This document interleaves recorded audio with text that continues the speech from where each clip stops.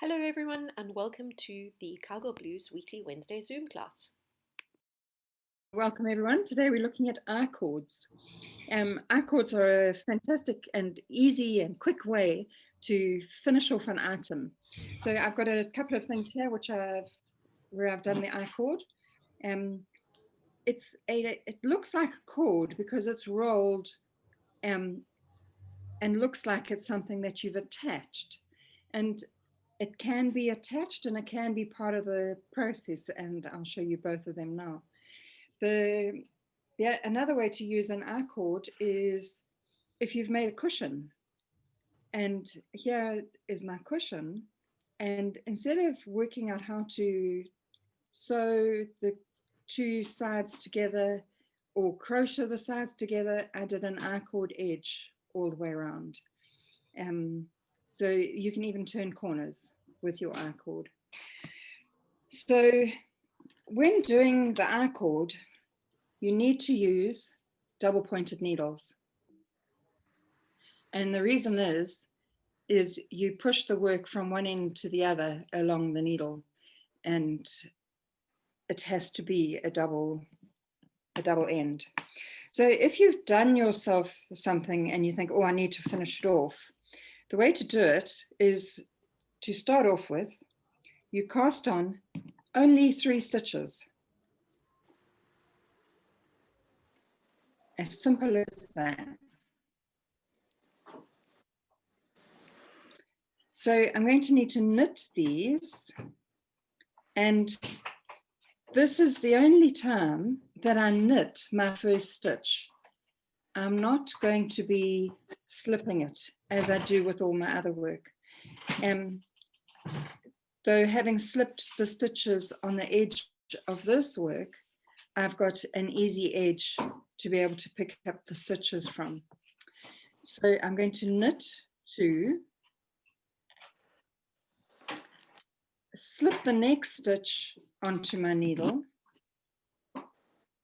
pick up one of my stitches here on the edge of my work, and I always go through the 2 loops, and then I'm going to knit and slip that last stitch over. And I'm not going to turn it to then pull the other side or even knit the other side. I push my needle through to the end and pick up my other double pointed needle or DPN, and I knit again. And I knit 2 and slip the next stitch onto my needle and pick up the next stitch of my work.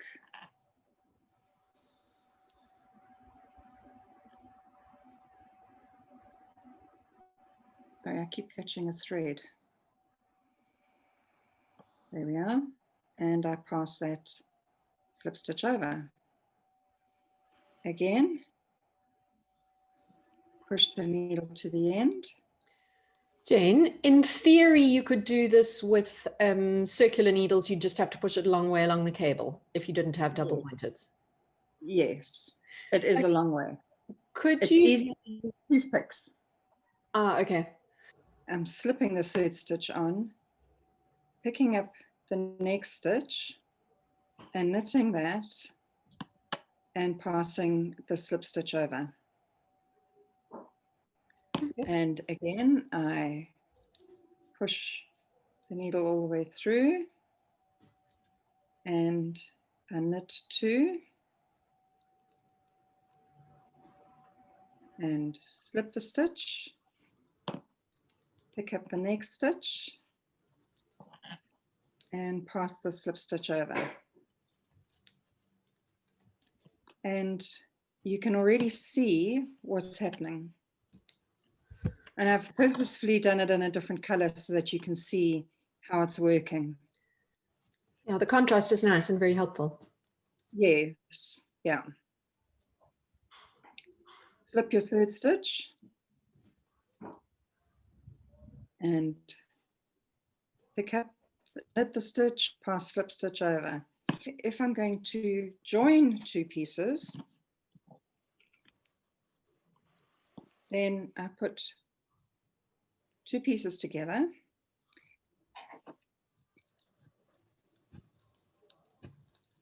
And I use things called clover clips. There are these little clips. So when I'm going to join 2 pieces together to make my life easier, I will use these clover clips. They're just like little pegs.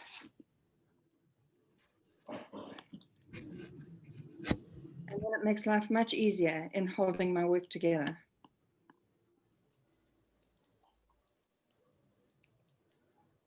They're wonderful things. Then you don't have to worry about pins and pinning your fingers. They do look like quite useful little tools. Yes, they are. Okay, so I'm knitting 2.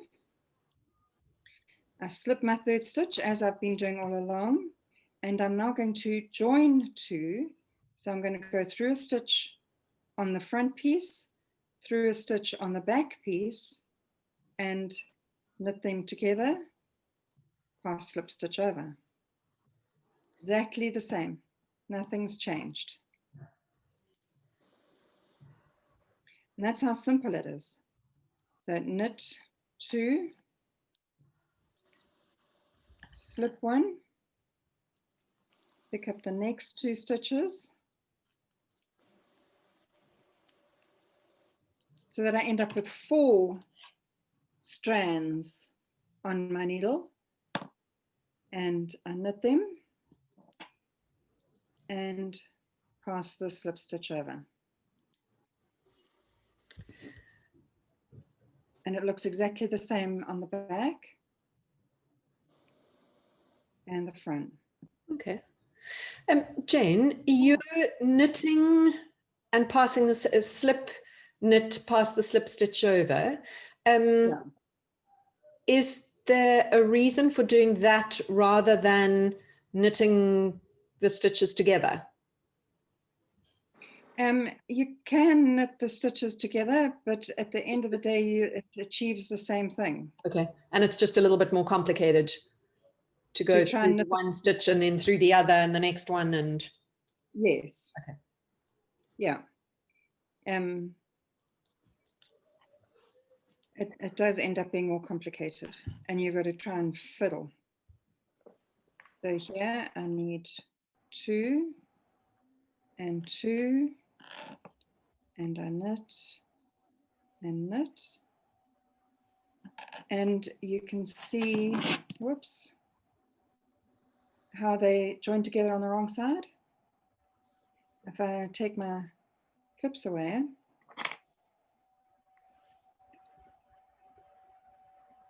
they're joined there. And on the right side, I've got a neat knitted edge. Here I've been knitting already so that you can see what I've been doing. I'm wanting an I-cord on the one side. So as I go, I'm creating it.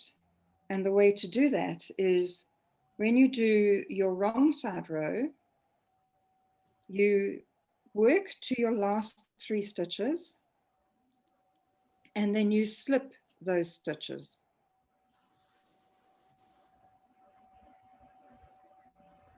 I've got one more. So I've got 3 stitches there. So with my yarn in front, I slip those 3 stitches onto my needle. Turn around, and now I knit those 3 stitches and carry on with the pattern to the end of the row.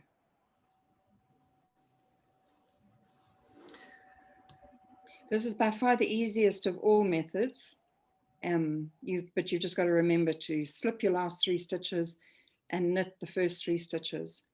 So by having slipped the last stitch, at least the 4th stitch, when I knit my first stitch, it pulls these 3 stitches together, creating a cord. So let me bring this closer So can you see how it's folded over on this edge? Yeah, that looks very neat. It is very neat. Very nice, by far the easiest. Jane, could you do the same thing at the end, at the other edge? So you could have Icord on both edges. There might be a way, but I haven't worked it out. Couldn't you effectively do exactly the same thing? It's just going to be a pearl Icord on the other side. Possibly. So if I don't, the thing is it,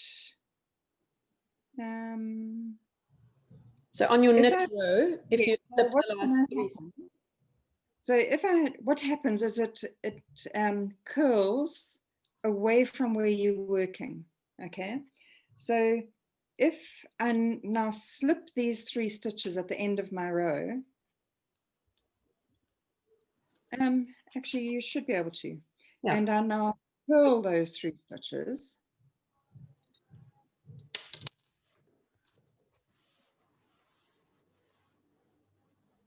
Yeah, it should.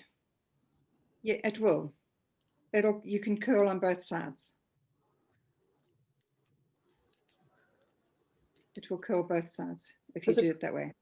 It's quite nice to be able to do that, for example, on the edges of a scarf or something. Absolutely. So yes, it does. It curls it on the other side. And with this, you could easily adapt any pattern you're knitting to just put the I-cord onto the edge, even if the pattern hasn't called for it. Yeah, even if the pattern hasn't called for it, you just then add 3 stitches to each side that you're wanting the I-cord. And then this is how you work those 3 stitches. And after the 3 stitches, you continue with the pattern. Okay. So it really is easy to adapt to any pattern by adding an I-cord. Nice. And it does give a very a neat and polished finish, and it builds, you know, in stocking stitch, it builds in the curl. Yes. Yeah. And another way of doing an I-cord edge is, instead of casting off, to finish the top of your edge with an I-cord. So what you're going to do at the end of your work is you're going to cast on 3 stitches. And actually, I'm going to use a DPN for this as well. So I'm going to cast on my 3 stitches. 1, 2, 3. And I'm going to then knit those 3 stitches. But I'm not going to knit just 3 stitches. When I've knitted 2 stitches, I knit the next 2 stitches together. Push my needle to the end.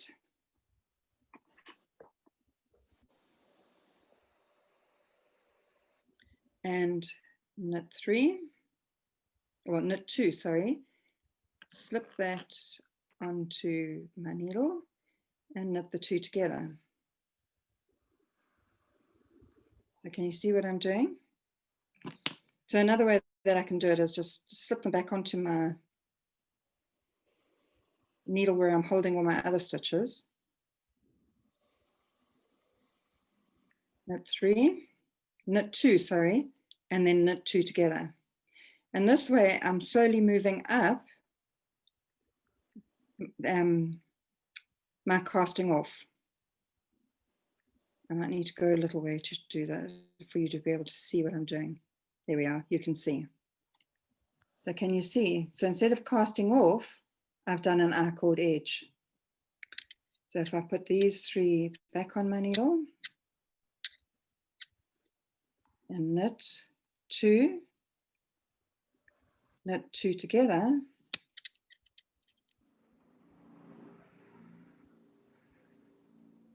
so can you see how it's casting off? So each time you knit 2 together, you are casting off 1 stitch from your original.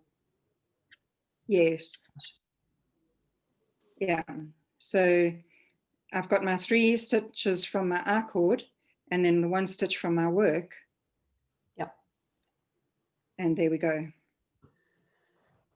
And sorry, Jane, could you just go over again how you started when you had the stitches on the needle and you were ready to cast off? You cast on 3 to form Yes. that little end of the I-cord, and then you put Yes. those back on the needle and started the knit 2 together. Yeah. Okay.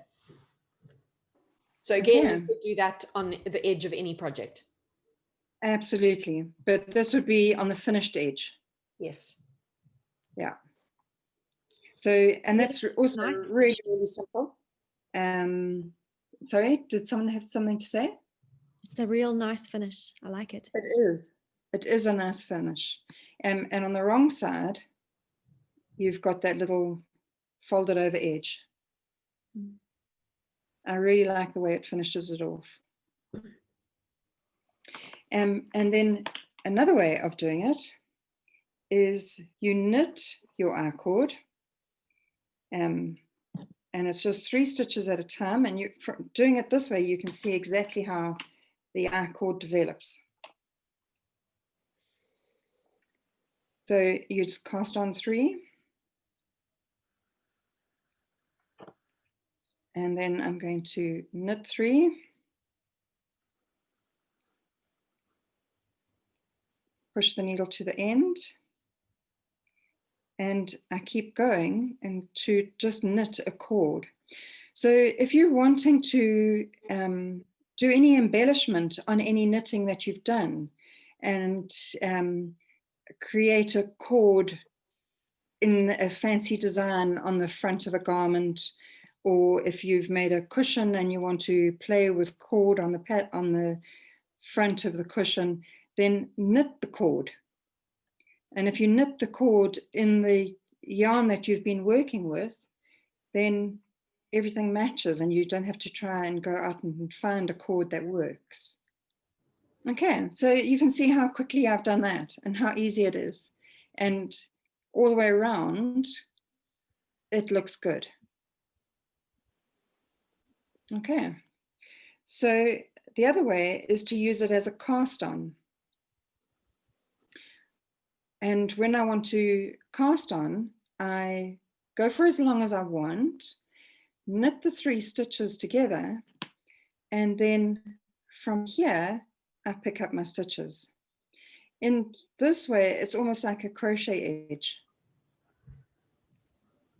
And I just pick up a loop of each stitch as I go. So for each stitch you're going to want to cast on, you need to have knitted 1 row of your provisional cast on. Yes. Because once you get to the Absolutely. end of the provisional cast on, if it's too short or too long, you can't fix it because you're at the tail end instead of the working end. Yes. Okay. So there I've cast it on and I've got a nice neat edge to begin my work with. Beautiful. And there's the back of it, which also looks really good. Yeah. So I think I've gone through all the different methods of using an I-cord. So here is the edge where I've knitted it as I go. Yeah. Here's the I-cord edge I've knitted afterwards. And the edges you go along, could you turn that onto the wrong side for us? The terracotta. No. Oh, to the wrong side. Either one. No, I'm just so that we see the right side and the right side, or the wrong side and the wrong side. Okay. So there's the wrong side knitted as you go. And then can we see the wrong side on the plum and pink? Okay. And the wrong side on the plum and pink. So it's slightly different because you get the little ridge. Yes. Along the edge, although if they were in the same color, you probably wouldn't notice it. No, you don't. So on this one though, when you knit it afterwards, you develop more of a cord. Okay. When you knit it as you go, it's more of just a rollover. Okay. Okay, so that's the difference with knitting as you go. So there's no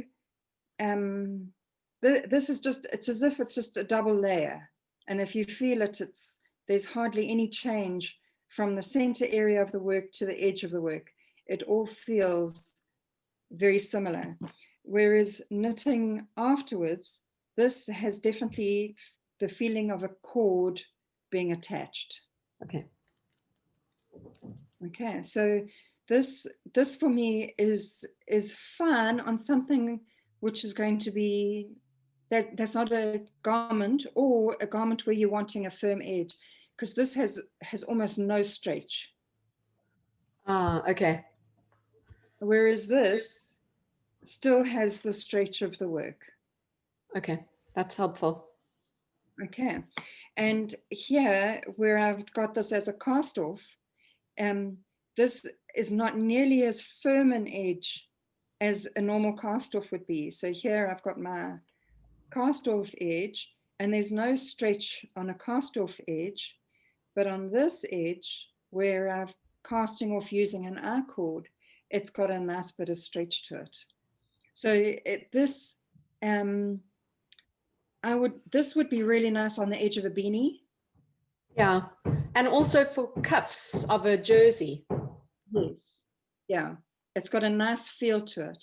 Yeah, because the cast off on the cuff can often be very tight. Yes, absolutely. And even the cast on, this also has a nice bit of stretch to it. So it can also be cuffs, edge of a beanie. I don't think I would use it on the edge of a scarf, because you want the scarf to be able to have some drape. And this would prevent the bottom edge of the scarf having that drape that you require. Is the hammering building noise from next door coming through on my sound by any chance? Yes, I've just heard it now. Okay, perfect. I'm switching to headphones. But I'll be unplugging.